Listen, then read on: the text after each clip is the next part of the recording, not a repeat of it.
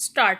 मेरा मानना है कि हमारी स्वास्थ्य प्रणाली वहनीय होनी चाहिए तथा उसे न केवल लोगों का उपचार करने की जिम्मेदारी लेनी चाहिए वरन उसमें बीमारियों की रोकथाम तथा शुरू में ही उनके निदान पर ध्यान दिया जाना चाहिए।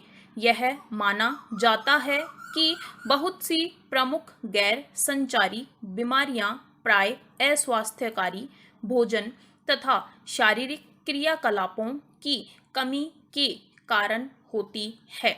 इसके लिए जीवन शैली में बदलाव जरूरी है ताकि इन्हें अधिकांशतः रोका और नियंत्रित किया जा सके। इसके लिए जागरूकता पैदा करने की जरूरत है। इस कार्य में भी चिकित्सा शिक्षण संस्थान जागरूकता शिविर लगाकर योगदान दे सकते हैं। मैं इस तरह के प्रयासों को शुरू करने के लिए विश्वविद्यालय को प्रोत्साहित करना चाहूंगी। इसी के साथ आधुनिक चिकित्सा पद्धति को वैकल्पिक पद्धतियों और परंपरागत चिकित्सा प्रणालियों के प्रति भी उदार होना चाहिए और उसे इनके बारे में भी जानकारी एकत्र करनी चाहिए। पैरा। मुझे बताया गया है कि आप एक दूरवर्ती शिक्षा संस्थान भी संचालित कर रहे हैं।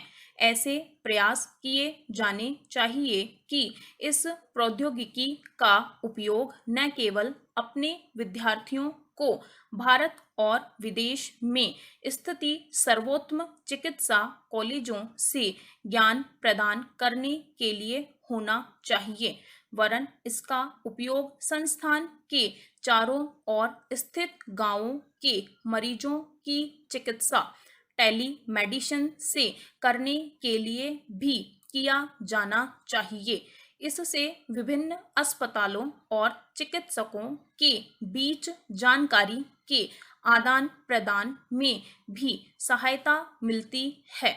मुझे यह जानकर प्रसन्नता हो रही है कि डॉक्टर D.Y. पाटिल विद्यापीठ पुणे विदेशों में स्थित संस्थानों सहित विभिन्न संस्थानों के साथ अकादमिक सहयोग में वृद्धि करने के लिए विचार विमर्श कर रहा है। मैं समझती हूँ कि इसी परिप्रेक्ष्य में उन्होंने दिसंबर 2011 में इंडो यूएस एजुकेशन कॉन्क्लेव आयोजित किया था। पैरा। मैं कुछ ऐसे पहलुओं पर जोर देना चाहूंगी जिनका आपको अपने अध्ययन में और जीवन में सफलता प्राप्त करने के लिए ध्यान में रखना होगा। कॉलेज और विश्वविद्यालय में अपने समय का उपयोग उपनिषदों के अनुसार तेजस अर्थात प्रखर बुद्धि और विवेक अर्थात सद्बुद्धि प्राप्त करने में लगाएं, जिससे आप जीवन को इसके दायित्वों और उत्तरदायित्वों के प्रति समझ सकें। आपको न केवल ज्ञान और अनुशासन की जरूरत होगी बल्कि अपने हाथ के काम को उत्कृष्टता से करने के लिए आंतरिक इच्छा की भी जरूरत होगी। अपने लक्ष्यों की प्राप्ति के लिए दत्तचित्त होकर कार्य करें।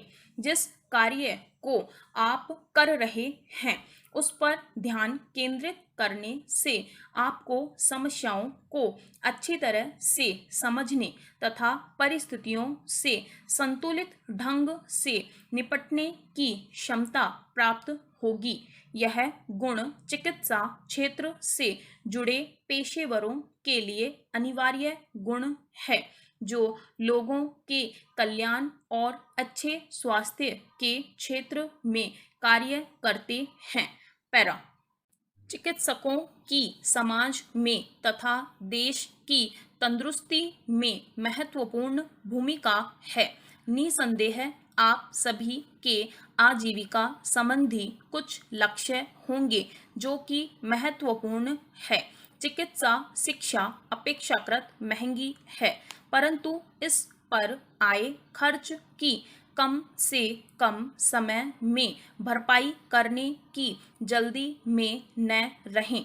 अपने पेशे के प्रति ईमानदार रहने की कोशिश करें, जो आय का साधन होने के साथ साथ मानवता की सेवा भी है। इसी के साथ राष्ट्र के निर्माण के प्रति भी आपका दायित्व है। मैं आज यहाँ पर उपस्थित युवा चिकित्सकों से आग्रह करूंगी कि वे अपने पेशेवर जीवन के कुछ वर्ष ग्रामीण इलाकों में सेवा पर लगाएं।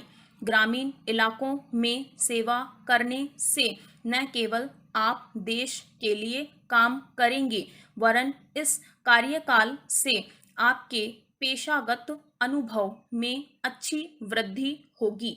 पैरा, आप में से जो लोग नर्सिंग संकाय से स्नातक की उपाधि प्राप्त कर रहे हैं, मैं उन्हें यह बताना चाहूँगी कि नर्सिंग स्वास्थ्य सेवा प्रणाली का एक अभिन्न अंग है। कोई भी चिकित्सा टीम उनके बिना पूर्ण नहीं हो सकती। वास्तव में कोई भी अच्छा चिकित्सालय इसकी नर्सिंग व्यवस्था की गुणवत्ता पर अत्यंत निर्भर होता है। नर्सों को भी यह सुनिश्चित करना होता है कि मरीज के बारे में चिकित्सकों द्वारा दिए गए निर्देशों का पूरी तरह पालन हो। इस प्रकार नर्सें सही मायने में मरीजों और चिकित्सकों के बीच कड़ी का काम करती है। पैरा, बहुत सी बीमारियों के उपचार का पता लगाने तथा शरीर की कार्यप्रणाली को बेहतर ढंग से समझने में अनुसंधान की मौलिक भूमिका रही है। इस दिशा में बहुत सी क्रांतिकारी खोजें हुई है, परंतु इस दिशा में अभी बहुत काम किए जाने की गुंजाइश है।